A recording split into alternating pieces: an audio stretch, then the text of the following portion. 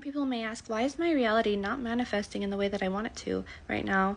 No matter how much I repeat my desires, no matter how many vision boards I make, all of those kind of things. And sidestepping to another topic, why is my inner world not matching my outer worlds? I've heard some people say, for example, which I think this is definitely wrong, that if your life is not outwardly manifesting in the ways that you would like it to, it's because of your inner state of being, or it's because of the organization and order that your mind is in. I disagree with that, because we could go to the story of Job, and I would also like to point out that we are co-creating this reality together. It's not everything is our own consequence. Sometimes there are consequences of other beings around us, positive and negative, neutral.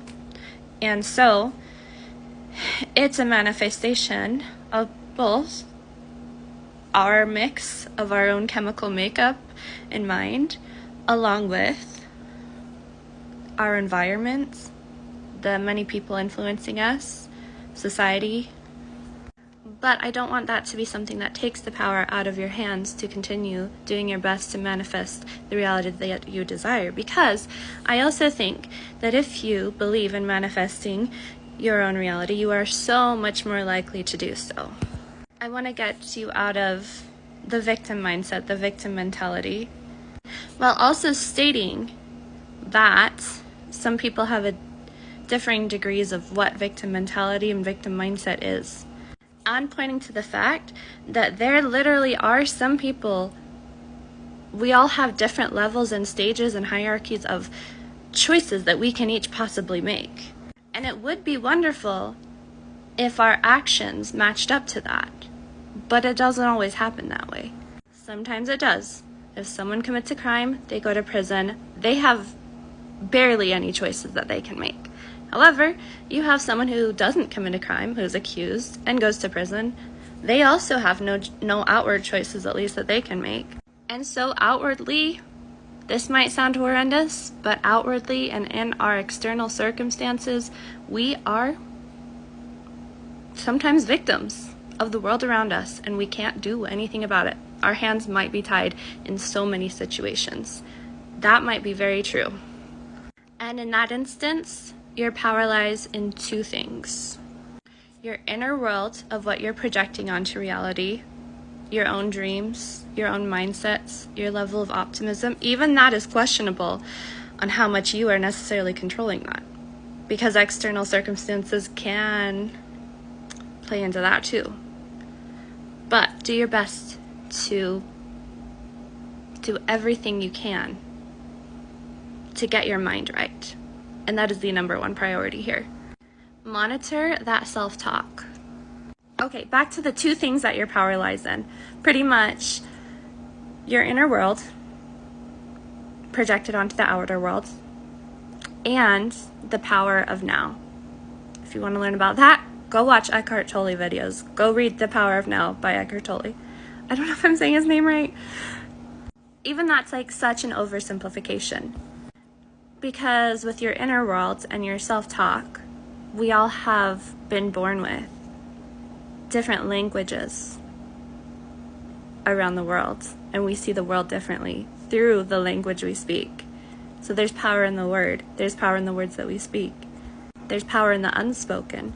Even people who do speak exactly the same language have different power behind each word they say, and the connotation that they're attaching to each of those words.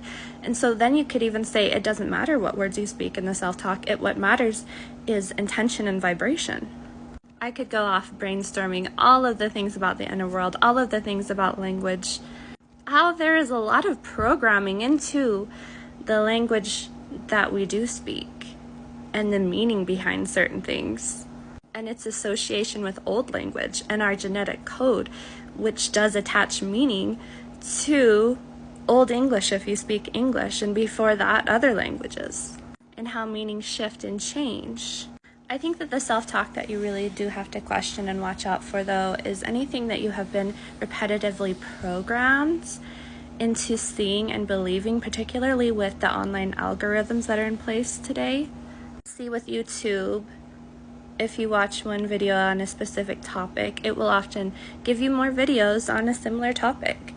Some people think of this as a negative thing, and it may be to some degree, because then you're just going down your own rabbit holes and it's a disconnection from other things. I think you even have to be more careful if you're engaging in any kind of short form social media content, or if you're exposed to similar words over and over and over again. And if those words carry a negative vibration with them. If you grew up in a home, say with narcissistic parents, or for me, I later lived in a home with a narcissist, and nearly everything carried this very defensive negative connotation with him. I didn't have to be subjected to that very often, except when COVID hit, and then he had COVID syndrome, which a lot of people did. So we were like totally stuck in each other's vicinity, and I saw just how negative his self-talk really was. That's a story for another time. But even that, I want to get out of the rumination of that. Out of the rumination of something that I was in the vicinity of, a vibration that I was in, something that was extremely gross and negative and nasty, and go into the language and the vibration and the authenticity of so many of the people that I'm around now in my life. Not that I can necessarily hear people's self-talk, whether it be negative or positive, but you start to catch a glimpse of that the more that you are around people. Oh, but the warning I was going to give about short-form social media content is that sometimes, like, the algorithms play into your favor and your mindset. And if you are going through something really difficult and negative that you can't get out of, I do think that sometimes it helps to see people's experience around that thing. But sometimes if the algorithm is pushing that narrative, what can happen is an overexposure to that, to where that becomes your whole story, your entire story, and you're just attaching to the story. See, with Job, he kept his focus on God, despite all the negative things that were happening around him. And I don't know if this actually might have been the case, but I see it that he could have, I'm sure he suffered, I'm sure he cried, I'm sure he did go into the depth of the hell that he was going through, but he still wouldn't deny God. And with that narrative, I'm not necessarily like Christian 100%. I'm not necessarily saying keep your focus on God, but I want to say an underlying meaning to that. You keep your focus on the divine, on your idea of what is your North Star, your idea of what is good, what you want, what you desire, what is good for the people around you. You keep your heart, and if that's God for you, wonderful. But you keep your heart focused on the ideal and the virtuous. Because you can't, like, I know some people do, that you can switch back and forth between emotions really fast, like negatives, horrible, awful, and then like really positive. But if you're staying down and down and down, it's gonna hurt you real bad. So feel all of it, and with the algorithms that push the same stories, the same narratives over and over and again of the negative things you're going through,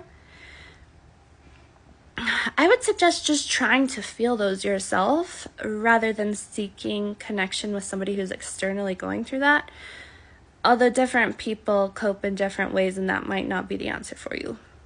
But also connect to different stories. We all can reach into our past and ruminate on the awful, horrible things that have happened to us. But within that past, there have also been happy times for every single one of us. I'm sure we've all felt love before. So feel that as much as you can.